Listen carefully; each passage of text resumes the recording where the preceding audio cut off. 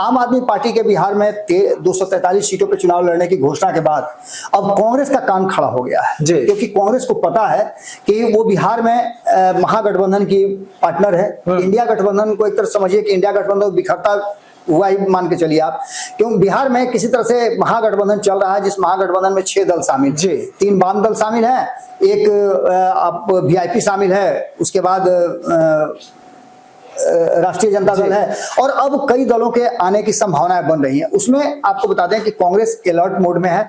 जो seat sharing का आपने देखा होगा कि हाल फिलहाल में मीडिया में खूब चल रहा है कि 140 सीट पे राष्ट्रीय जनता दल लड़ेगी, 50 सीट से ज्यादा नहीं मिलने वाला है कांग्रेस को इतनी सीटें मिलेगी। वो ये सारी बातें प्रक्रिया में चल रही है। 35 सीटें दिया जा रहा है, 17,000 सीट दिया जा रहा है वीआईपी को, ये सारी बातें चल रही है। और इसी को लेकर के कांग्रेस जो है अपना ग्राफ बढ़ाने के लिए और अपना स्ट्रेंथ बढ़ाने के लिए उसने कई लोगों से डायरेक्ट रिलेशन बनाया है।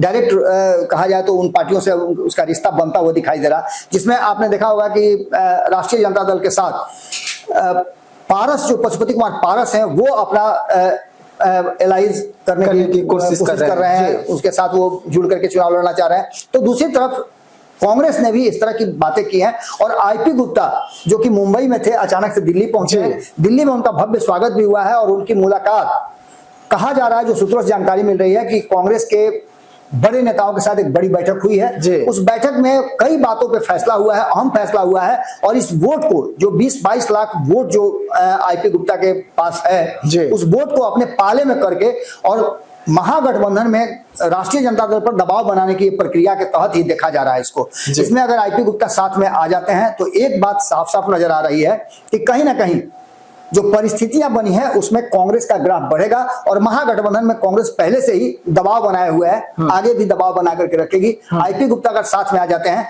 तो ये फायदा तेजस्वी यादव को भी होगा। कई सीटों पे वो फायदा पहुंचाएंगे, क्योंकि 158 सीटों का उन्होंने डाटा जो प्रस्तुत किया था उसमें 140 सीटों पे अपने उम्मीदवार खड़ा करने की बात कही थी और दिखाया भी था कि किस विधानसभा में उनके जातीय समीकरण के हिसाब से कितना वोट है। तो निश्चित रूप से ये फायदे के बाद महागठबंधन के लिए हो सकता है। और कांग्रेस इस मीटिंग के बाद क्या देती है आईपी गुप्ता को, यह भी अब देखना होगा।